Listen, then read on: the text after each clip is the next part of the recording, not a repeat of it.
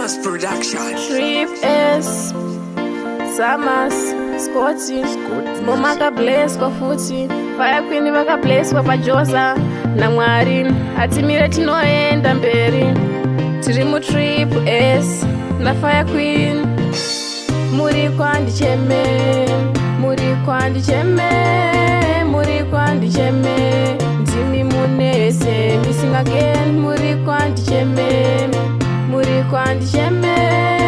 Muri kwandi cheme Jaire munese Makati mucha vaneni Nyangwe vatumire meni Nyangwe shitese Makati mucha vaneni Plus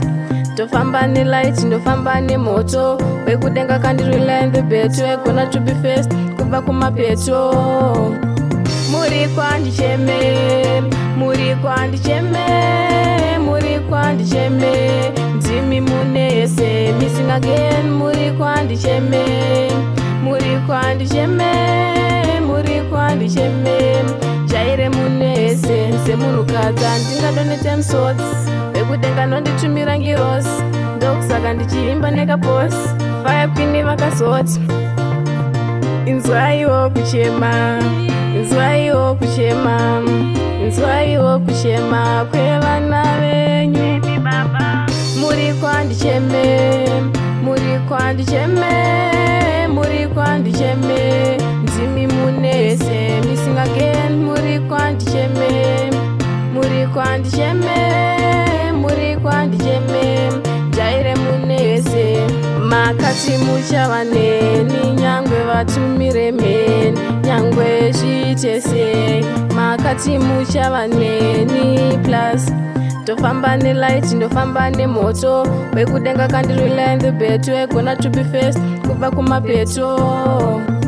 Muri kwandi cheme Muri kwandi cheme Muri kwandi cheme Ndimi munese Missing again Muri kwandi cheme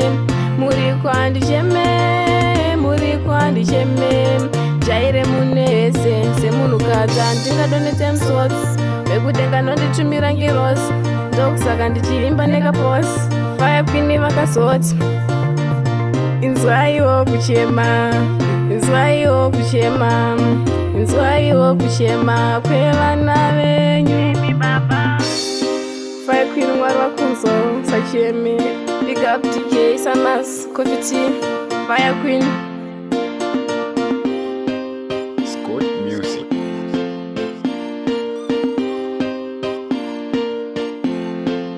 Summers Production.